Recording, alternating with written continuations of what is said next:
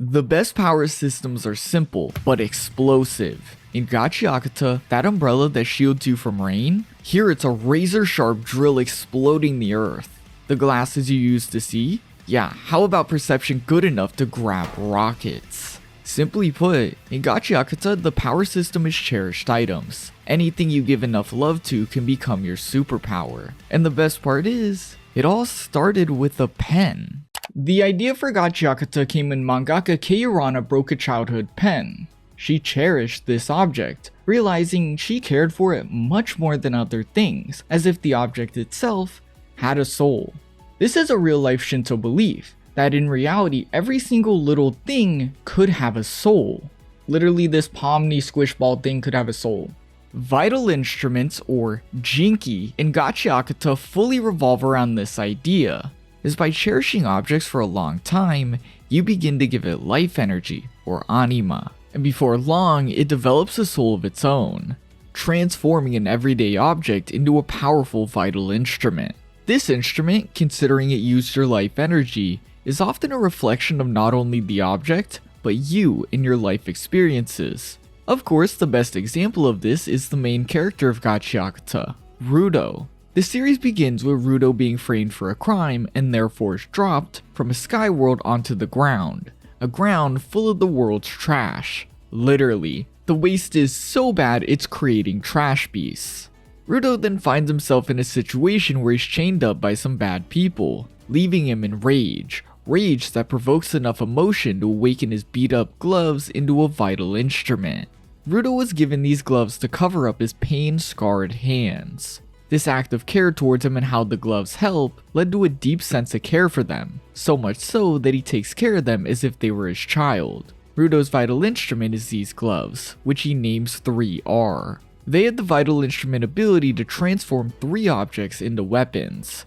Though it's not literally just feeding the object's power, rather it's pulling the object's fullest potential to the surface, as if Rudo is wielding the object's soul in its best form. Rudo can only do this to objects he perceives as thrown away, as he believes nothing is trash, people are wasting the potential of these random objects. Which is pretty cool. If a vital instrument is a reflection of you because you put your emotions into it, then its powers will reflect to you and your values, like it does with Rudo and the idea of nothing being trash.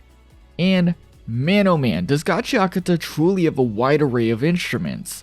Rudo's gloves are literally just the start. From twin battle unit dolls capable of mass destruction, to onesies that turn you into a kaiju like Godzilla, there is so much care put into these instruments, not only making them cool, but meaningful. And well, with an idea where anything can be a power, the possibilities are truly endless. But the best part about the Gachiakuta vital instrument system is how Urana doesn't just use them as powers, but as ways to create her characters' tales, beliefs, and personalities. Just like how Rudo's gloves perfectly represent his values. Let's look at Rio, a good first example of this. Her vital instrument are these scissors that transform into huge bladed scissors, one she aptly calls the Ripper. Pretty cool, right? Well, if you look at her character, it gets deeper. Flashy red dressed up hair. She obviously cares for it a lot. This alongside her name Rio, likely being short for Ryoshi or Barber, tells you the story for these scissors instantly. Rio perhaps has a deep love for beauty stemming from hair care. The scissors becoming a vital instrument likely result from that. But Urana takes the storytelling through her objects even more serious, as a key part of Rio is that she uses the vital instrument scissors on her legs. It's a very wrong way of using scissors and promotes a feeling of unease, telling you without ever stating a single word that Rio might have some darker mysteries to her character. Another amazing example is Follow and their hammer vital instrument Allen. Follow's hammer acts as a huge shield, one that takes countless blows to build up power. When it's done, it explodes with a single powerful strike. This is phrased with terms like stress. The hammer builds stress before exploding, resembling Follow's tail to become a giver and how his personality has affected his vital instrument. Follow has a big inferiority complex. He goes above and beyond to appear more noteworthy, yet he constantly feels looked down upon. hence building up stress. It all culminates in a fit of rage moment, an explosion, the emotions leading him to a deeper love and cherishment for his vital instrument, finally granting him Alan. The hammer vital instrument not only perfectly resembles his personality, but it tells the tale of how it became in the simplest way possible. It's an excellent example of how vital instruments aren't just about power in Gachiakuta. The idea of pouring love and emotion into an object without a doubt creates an idea of positivity, and this is very true for vital instruments. As I said, they come from love and the care you have for the object. Though do not get that twisted. It doesn't mean every single vital instrument comes from a very positive, happy scenario. Yes, loving emotions are needed, but the situation around them often aren't. Take Aisha for example. Her vital instrument is type Heal, a power cord that transforms electricity into life force that Aisha uses to heal others. A healing vital instrument is pretty noteworthy. Since vital instruments are based on you and your experiences, this is the type of power only a pure and ultra kind person can yield. Though, this is the perfect setup for a dark road to get this vital instrument, as Aisha poured love into a power cord as an effort to get over her horrific electricity-based trauma. She messed with the cord knowing electricity could help people, it does every day, but then she electrocuted herself. Yet still, she faced her trauma from that event, in turn resulting in a vital instrument. Aisha is also an amazing example to the possibilities of these instruments, as a power cord is such a fun way to explore a simple healing power. Delman follows a situation similar to Aisha, but first, his vital instrument is a water hose named Thirst Quencher. He uses it like a water gun. Its power is that anyone hit by this instrument will fill up like a water balloon before eventually popping. How horrifying. Though despite such a simple instrument, it's implied to have a very sad backstory. Delman had lost his wife. It's a point of grief that always destroys him, and it's later revealed that he grew flowers, a rarity in Gachiakuta, for his wife who passed. This implies that the hose likely became a vital instrument because of his attachment to his flowers and in turn wife, creating a very tragic yet beautiful image. His outlet for pain became his power. While these two vital instruments were born from tragic scenarios instead of just simple loving an object ones, there are even more cases with different circumstances, even particularly sinister ones, like the next example, Maimo. Maimo's vital instrument is a microphone named Villainous. If he drinks someone's blood, yes blood, then he can control them using the microphone. This already presents a dark image. Maimo likely loved the idea of controlling people with his voice through a microphone so much that he cherished it, resulting in a vital instrument that can control people. Pretty messed up. Nobody ever said the reason an object could be loved and cared for had to be a positive one. Loving an object because it creates control is the perfect setup for a villain. And while I did kinda just touch on this with Maimo, I want to highlight how villains are something Urana does extremely well, as obviously the villains also have to have objects they cherish. At first you might think like, oh, a knife, evil, they like blades, yeah, that sounds right. But think of this power system, it's about cherishing and loving an object with emotions. Is anyone cherishing, let's just say, a bow and arrow as much as gloves that cover your trauma-inflicted hands? No, they probably aren't. Therefore, you get cases like Jabber. While his weapons appear as monsterly claws, they actually extend from his rings. His real vital instrument, Mankira, the object he cherished, are in fact his set of rings. This makes a lot of sense, as rings are things people cherish all the time in the real world for a multitude of reasons. Also, it adds to the casual fashion of Jabber's character.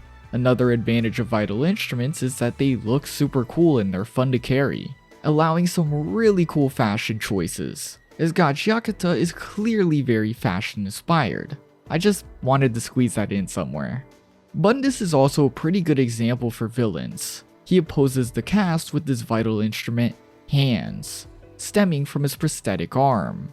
He has only one arm and therefore has numerous mechanical arms he uses in combat. You can imagine why a prosthetic arm would be cherished and loved. It's an easy setup for a vital instrument. Also, it does well to highlight the fact he has a missing arm, giving him a crazy power but keeping him mysterious and urging us to ask more questions, which is exactly what a villain should do. Though with such a fun power system, we can't forget the question of scale.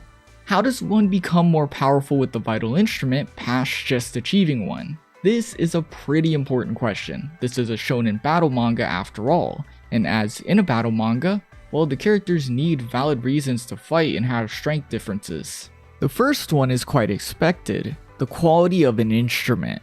An instrument's power can become better quality the more loved and cherished it is, or in simpler terms, the more time it's been active. This makes sense, as the longer a vital instrument has been an instrument, the more anima or life force energy it's had the chance to collect and reach.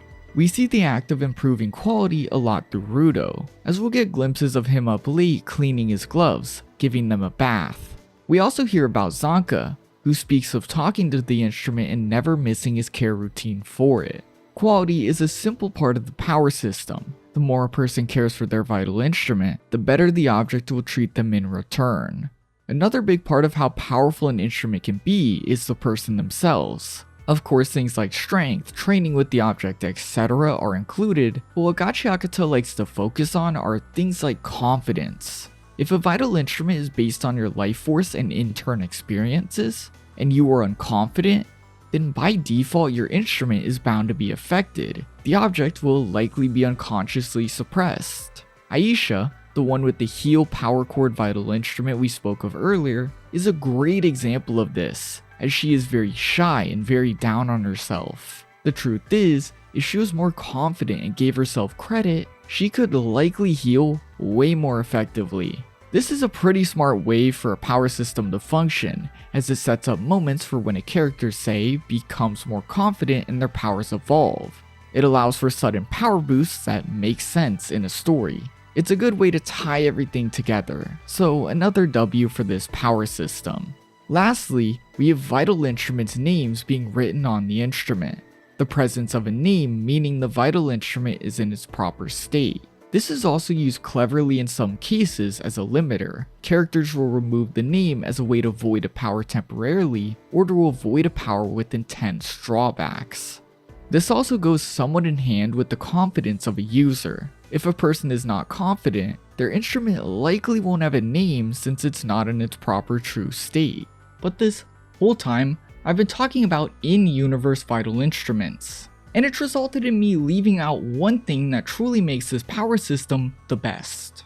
That being, well, anyone can envision it, and they can envision it really easily. You have probably thought about at least once throughout this video what your vital instrument would do. And that's the magic of it. Urana has created a power system anyone can believe in, love, and truly think of for themselves. It's so simple and fun to think about what your vital instrument would be. I guarantee you that right now you can look at any social media and you'll find countless vital instrument ideas and people sharing what their cherished item is. The creator of the series, Kei Urana, even pitched her idea. It would be a towel she's had forever. It's beat up, but it relaxes her. I also gotta point out that a power like this works so well in today's day and age too. Social media is the invention of the century, and giving people a power system they always want to talk about, draw, and speculate on is a wonderful way to spread the series. In a way, it kinda reminds me of how I would do Dragon Ball, One Piece, and Naruto moves in real life as a kid. Yes, I was one of those. Real ones were too. If you did it, you were a real one. But the point I'm trying to make is that it's so casual and so simple. Anyone can love and feel a part of this power system. It literally has something for anyone. And that is why I say it is easily the best power system in modern manga. But for the second half of this video, I want to offer up short explanations of every vital instrument in this series, as there's tons, and I just have to say, not one of them feels lazily made. I do want to point out that there will be spoilers as I give examples with context for every vital instrument we've seen at the moment, as of chapter 164. But with that, enjoy the rapid fire explanations of every vital instrument. Umbreaker is an umbrella that belongs to Engine. Umbreaker is a normal umbrella, but its ribs are replaced by blades. And while in concept it is a actual very simple vital instrument, where it gets interesting is how Engine uses it. One of his favorite things to do with Unbreaker is spin it really fast and use it like a drill. It's literally the first use of the weapon we see. He also later uses this same technique to bust through the trash beast in chapter 71, showing how destructive this simple umbrella can be. That thing was huge and it damaged it with ease. Unbreaker is also significantly bigger and more durable than a normal umbrella. And Engine being Engine takes advantage of this in silly ways, most noticeably using it to glide through the air and as a shield. But my personal favorite is using it like a bow. This panel has just always cracked me up. And while the origins of Unbreaker and Engine are unknown right now, I think we can throw out a pretty fair assumption this instrument has something to do with the person who gave Engine his name. When he reveals the meaning of his name, a name a special person gave him, he clutches Unbreaker. So I don't know, maybe it's pretty important to that. Ever been hit in the head by a manhole? Me neither. Sathoni's vital instrument is a manhole to a sewer, and just like opening a sewer, her vital instrument allows travel to another part of the world, acting as a huge teleporter. This is a very convenient plot ability, it's literally teleportation, but to balance it out, it does have its own restrictions. In the light, out in the open, Sathoni can only warp the pipes and manholes, things that fit that type of circular shape, limiting her ability considerably. Though in the dark, where you normally wouldn't notice things like that, she can open a manhole portal anywhere and at any size, as seen in the info broker chase where she dropped tens of trash beasts into a dark tunnel. Makes it pretty good for stealth attacks. Sathoni also uses the manhole as a way to gain info, hiding in the shadows and taking notes of surroundings from places people would never expect. All in all, a very convenient and cool way to demonstrate teleportation. It just shows how well Urana's mind works when it comes to writing convenient abilities. Okay, so Godzilla is basically in Gachiakuta. The cleaner Guida has a vital instrument that transforms her into a kaiju-like beast. It's a clear reference to the classic kaiju movies that are very popular in Japan. Myself included, there's a lot of fans of this type of stuff. The power is all in Guida's dinosaur-like onesie, as its power as a vital instrument is somehow the ability to grow times 20 and just be a giant. I don't mind the fact that it makes no sense, it's just really cool. I love this vital instrument's idea as well, as it tells the simple truth that despite Gachiakuta's world being full of trash, there is still people living cozy, like Guida, spending their lives wrapped in blankets, or in her case, a onesie. If you ask me, the weirdest vital instrument in Gachiakuta is Fu's cursed doll Hai. This is a doll Fu speaks to, as while the idea of a doll vital instrument does make sense, Hai speaking back doesn't. It's explained as him being cursed, but I just can't buy it. Regardless, when Fu has to make a choice, he switches places with the doll. Hai takes over his body, and while Fu won't fight, Hai is incredibly strong, beating Jabber in one shot while destroying an entire tunnel. Hai very well could be an example of a vital instrument type we've never seen before, one that speaks and has its own personality. It would make sense considering anima, vital instruments, they followed the idea of everything having a soul, but it being the only one in the series right now just doesn't feel right. It's strange. But you know what, regardless of what the outcome is, regardless of what it means, Fu and Hai, they're pretty cool.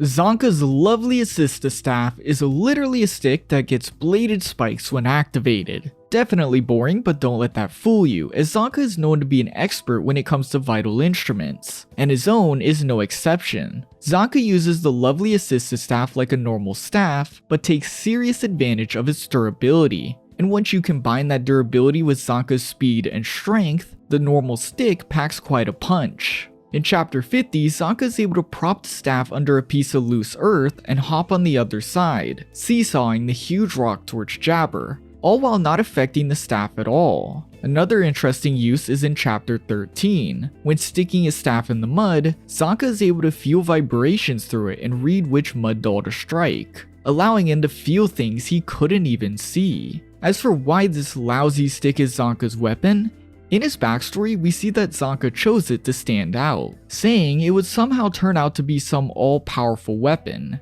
Yet of course, that just wasn't true. Zanka then met Engine, who shows him that despite his words of hate, he still holds that useless staff. These words inspire Zanka to keep going, eventually allowing the stick to become the lovely assistant staff we know and love. It is also very possible that since vital instruments reflect the user, since Zanka has an inferiority complex, he could be unconsciously holding the staff back. Maybe one day it will truly be that all-powerful stick. But of course, this has been Zanka's lovely assist staff.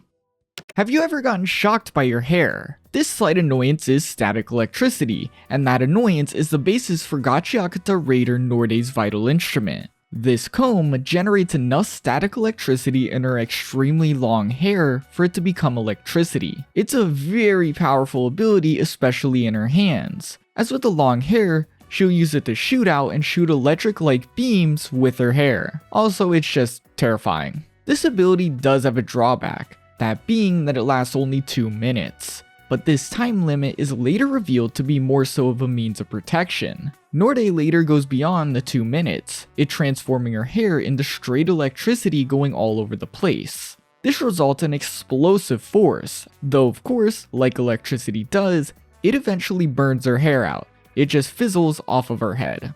The Watchmen series boots, which belong to Ammo, are able to create scents that mess with people's emotions and bring out memories. These boots were given to Ammo by the Angel. They originally belonged to her abuser, which she killed to keep the boots, as they made her feel complete. The abuser completely deserved it, by the way. Ammo's theme with the boots is happy times with ones you love. Therefore, when inflicted with the scent, it reminds people of the times with love.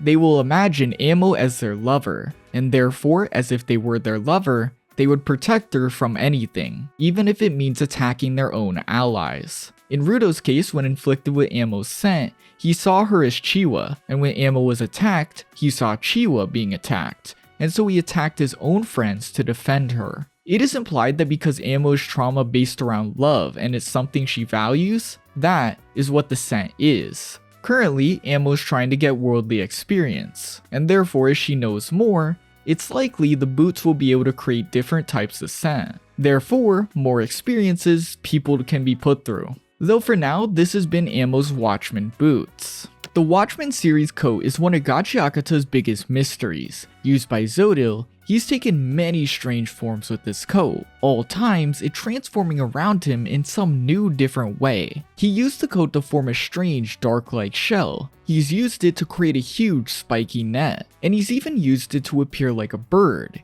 gaining the ability to fly. We've seen all of this but no explanation. The only hint we have is that Zodil was shown eating before all uses of the coat. But even then, that just isn't enough. As if the fuel for the coat is food, how come the forms are so different? People speculate it's based on feelings or what he eats, but again, this just isn't enough.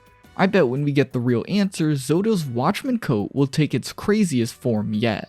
Sumiu's glasses are, well, glasses. They allow her to access a plethora of vision-based abilities. When meeting Rudo, she's able to use them to see his true essence and gauge his potential, telling him that he's unstable yet shows promise. But this power is so proficient, she's even able to note there's something crazy like a curse growing in Rudo. We finally get to see what these glasses can do combat-wise in chapter 45 when Cleaner HQ is attacked. These glasses give Sumiu super enhanced perception when she's fired upon, as she's able to see the projectiles in a slowed state, allowing her to catch a rocket and send it right back, as well as flawlessly dodge bullets. It's also important to note Sumiu's vital instrument is very unique in the way it isn't built to fight, nor destroy trash beasts, as while they do allow her to see better, they don't really change what she's fighting with. The glasses are more so of a defensive vital instrument. Finally, they have an even more insane power. She can write her name on them to look into the future. Writing the name on a vital instrument acts as an unveiling of an item's full potential, though in Sumiu's case, it's a limiter,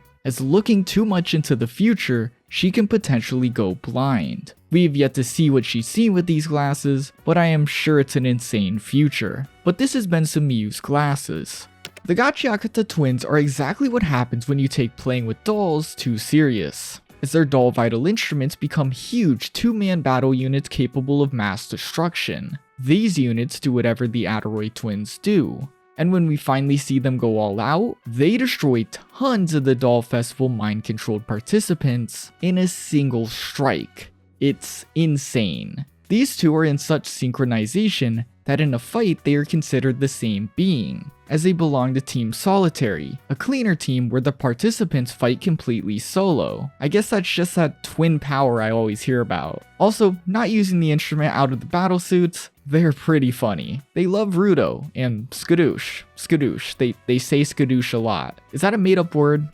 If there's anyone who is really Urana's self-insert, it's Remlin. The idea for Gachiakuta came when Urana broke a pen she cherished. This, alongside the Shinto belief that everything has a soul, bursts the core idea of Gachiakuta, vital instruments. And Remlin's vital instrument is not only a pen, but this pen's tail is suspiciously similar to everything this story stands for. Remlin's pen can take the form of any art tool, a pen, paintbrush, or even a tattoo gun. Using this vital instrument, they can create literal magic, shown in how they draw magic charms to protect the cleaners. Just like how by drawing a simple comic, mangaka's words are like magic that soothes the soul. Hell, I love this series enough to make a channel about it. Though I think this vital instrument's tale is even more fascinating, as it's a vital instrument that's passed down through generations. You can contrast this to Urana's original pen story. Just like how the pen was passed down to Remlin to do magic, Urana passed down the idea the pen gave her to create a series, resulting in Gachiakuta.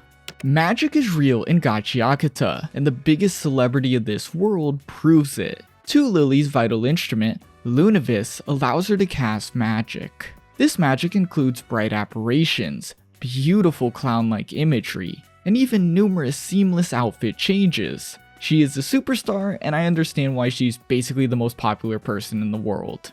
While this is pretty much the limit of what we know, through Countess's backstory we do see a young Tu Lily fascinated with their adoptive grandma's cane. She calls it a magic wand, an interest the grandma feeds into, allowing Lily to actually have the cane. The cane looks just like her current day vital instrument, and alongside the lines about magic, the interest, whatever, this leads to an assumption that this is where she indeed got this cherished object. It's such a cute story. She valued the idea of magic and her grandma so much, it became her power.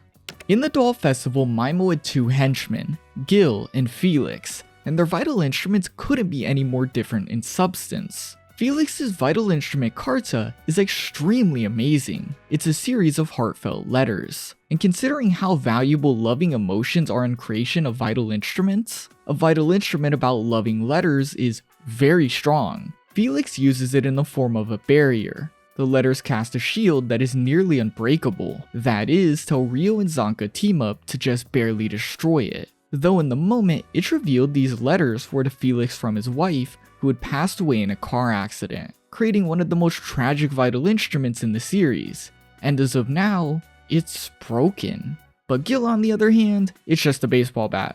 She is a baseball bat that essentially hits balls pretty hard. The balls do follow their target till it hits them, but that's only if the balls aren't destroyed before they hit. It's just kinda boring. She's a really cool character, just very meh instrument, especially when you compare it to Felix. The most relatable instrument in Gachiakuta is Momoa's headphones, Azul. I bet most of us use headphones every day. I literally have them on right now. I wear them all the time. I also love Momoa's explanation for this vital instrument, saying the isolation headphones gave her allowed her to focus on a whole new world, which is relatable. This vital instrument is incredibly powerful though, as just with a touch, she's able to hear a person's world, or in other words, their memories. It's a super cool power, though the only time it's been used, she was overloaded. Tough. The Watchman necklace is the latest Watchman item we've seen, and without a doubt has the craziest potential of them all. Countess currently has the necklace, and he uses it to create chokers. To do so, he infuses a cord with his blood, and whoever gets the choker can add their own blood and others' blood to allow the choker to kind of act like a telephone. Though the true power of the necklace is to effectively open a door to a soul, Countess using this power to send feelings and memories. This is such a strong power, as we've seen Gauntis sending words to Rudo's soul effectively gives him such a crazy strength boost. It's basically giving someone's soul power because he can just access it. Like imagine if someone directly told your soul, the core of your being, yo, do better, you'd do better. Another insane use of this necklace is how it interacts with others.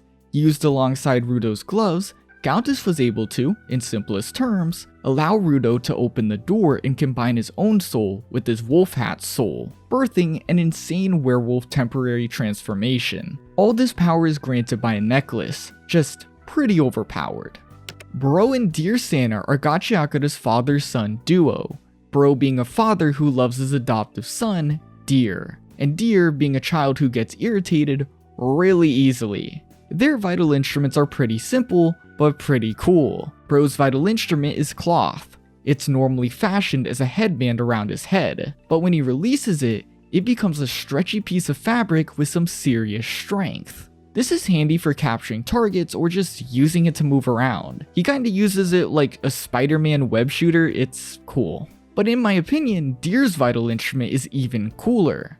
Centrulean is a pacifier, and like its appearance, its effects begin weak like a baby, though the more Deer hits something, the more power he drains from his target. He converts that power into his own, and before long hits really hard. Dude was literally making craters. I love this father-son dynamic, and while I don't know if it's intentional, the idea their vital instruments imply is perfect. It's like the same way you'd protect a baby with a pacifier with a cloth. Tamsi is the only one to have two vital instruments in Gachiakuta, at least when I'm posting this. His first vital instrument is Tokushin, a unique staff resembling a distaff, a tool once used to wind thread, and wind thread it does. Tamsi is shown unraveling this huge staff to create a huge net.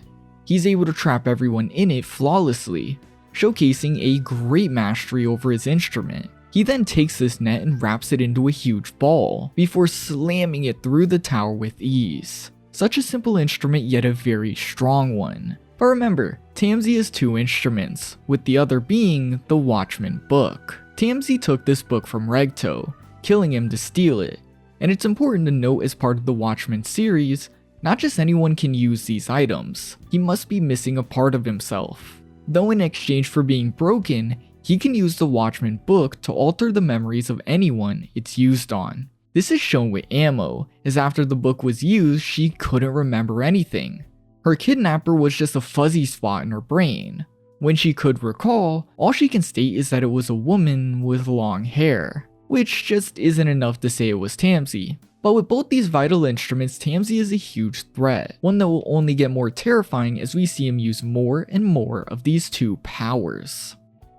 But thank you so much for watching my video about this amazing manga. I really hope that if you haven't seen it, you're interested in checking it out. And if you have seen it, well, maybe you understand and appreciate this power system a little bit more. I love this manga with my whole being. I want you to do the same. That's why I'm talking about it. But yeah, thank you so much for watching. I hope you enjoyed the video and bye.